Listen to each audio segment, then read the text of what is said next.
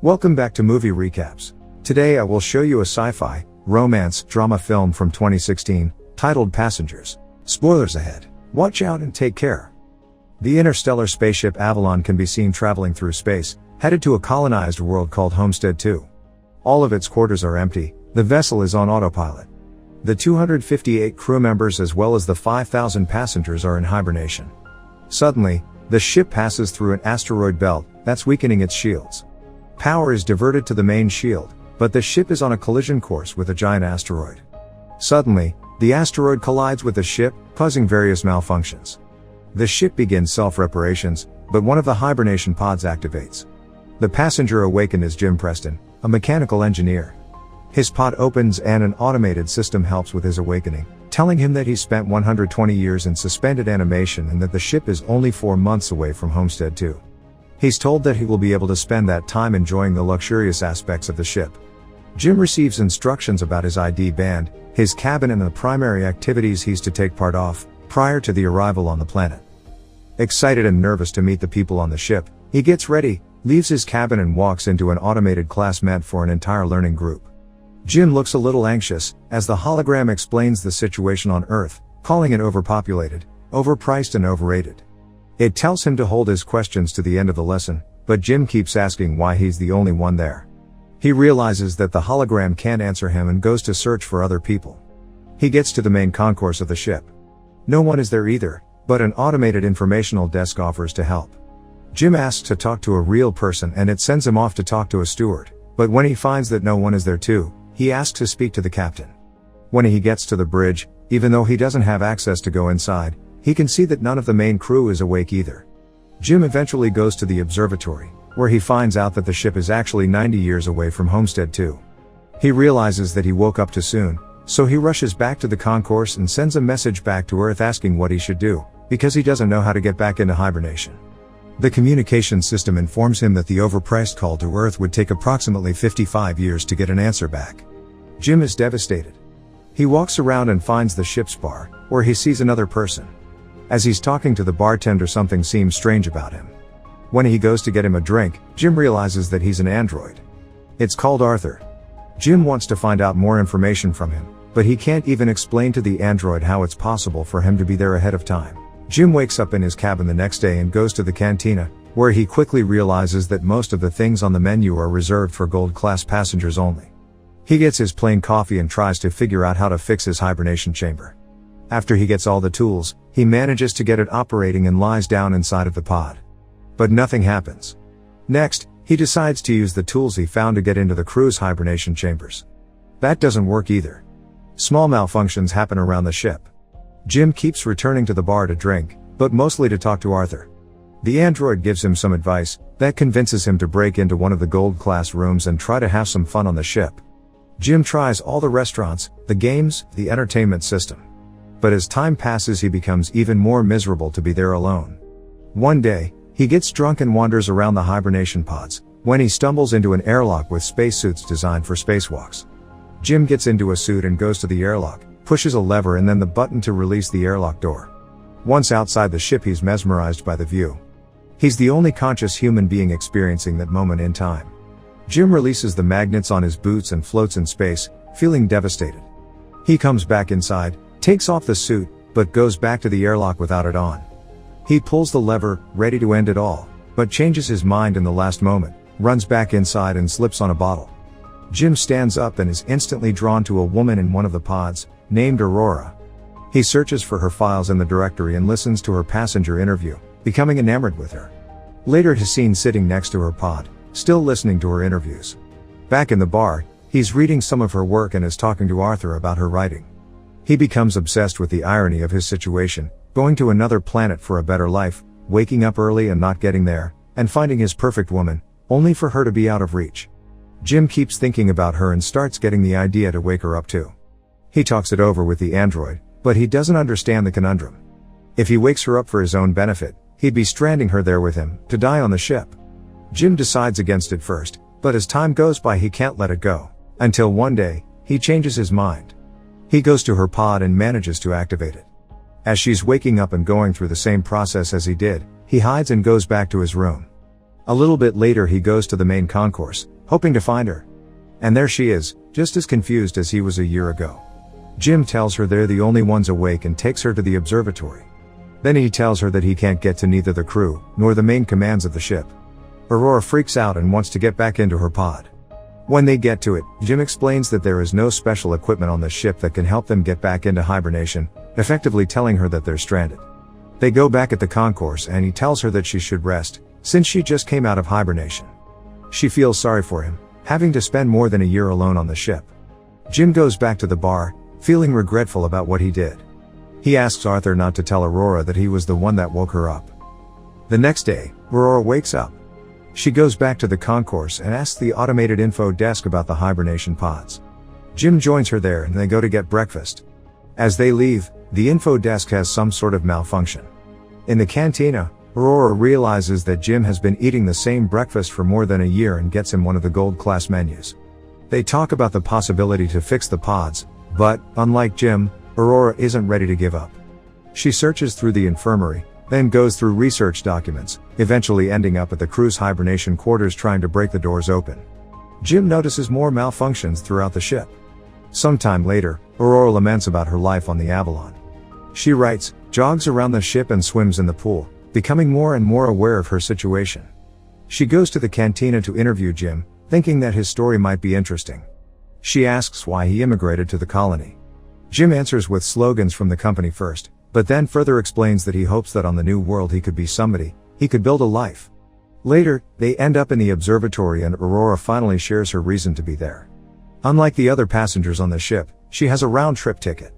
Her idea was to go to Homestead 2, live there for a year and come back to Earth, to become the first journalist that has ever done that, writing the greatest story that ever was. Aurora slowly gives up on finding a way to fix their current predicament and Jim figures out a way to cheer her up. He takes her dancing, to the cinema, and to the basketball court. Lastly, he takes her to the bar to meet Arthur.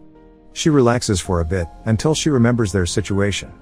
Jim is left alone with the android, feeling awful about what he's done to her. The next moment he's seen tinkering with something and in the other Aurora walks into the observatory to find a miniature of the Chrysler building he made for her. Sometime later, they go on a date at the bar. They have dinner and share stories about their lives. She tells him that her father died when she was a teenager. After the dinner, Jim takes Aurora to the airlock and they get into the spacesuits. They go out for a spacewalk together. Jim finally has someone to share that magnificent experience with. Jim switches off the magnets on their boots and they float together in space. They come back inside and immediately kiss, retreat to his cabin and sleep together. Soon after, they start living like a couple. Aurora moves into his cabin and writes about her life on the ship. They jog together, eat together, sleep together. Jim explores the ship further and finds the hydroponics bay. He brings Aurora flowers. One day the ship passes by a red giant and they go to the observatory to see it. It's Aurora's birthday, so later that night they celebrate it in one of the many restaurants on the ship and then the bar. Jim goes to the washroom and prepares the ring he made for Aurora, while she stays in the bar chatting with Arthur. The android tells Aurora that Jim woke her up intentionally, unaware that he was still to keep that a secret. Suddenly, Jim comes back and she confronts him in absolute disbelief.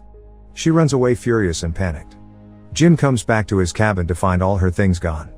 He runs into her in the cantina the next day, but the moment he speaks, she runs away. Aurora is desperate.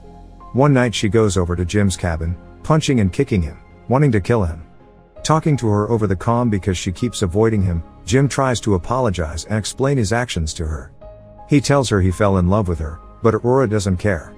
She can't forgive him for taking her life. One night, as Jim is in his cabin, another malfunction happens. The ship faces a critical error and the main command shuts down. Later, he walks into the elevator and it malfunctions. Aurora walks into the main concourse and sees that Jim has planted a tree there. Then, she goes to the cantina, where the food dispensary is also malfunctioning. Suddenly, both of them hear the voice of the deck chief over the comms, asking who planted the tree. They both run into the concourse and see Gus Mancuso standing in front of Jim's tree. They introduce themselves and tell the chief about the situation. He doesn't understand how 3 pods could fail.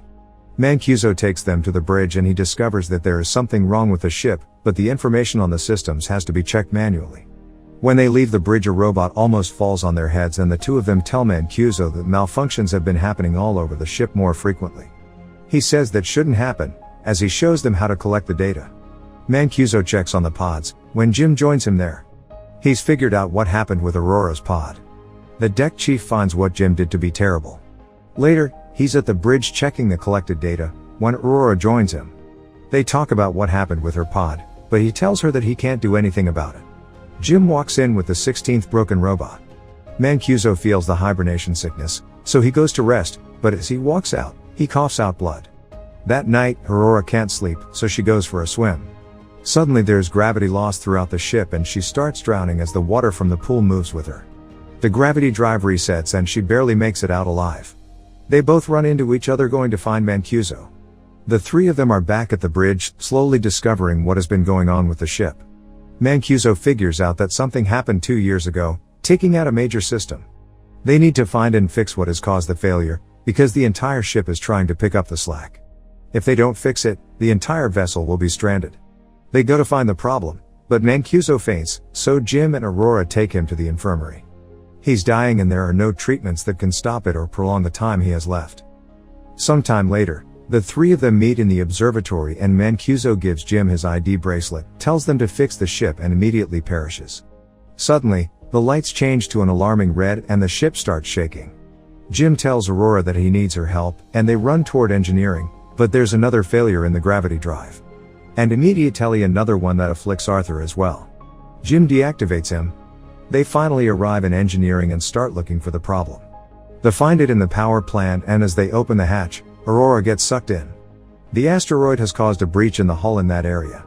Jim gets sucked in too, but he holds on to the hatch, as it keeps closing on him. Eventually he gets sucked in too, but they quickly manage to seal the breach. Instantly after fixing that problem, Jim realizes that there is more than one breach in the hull.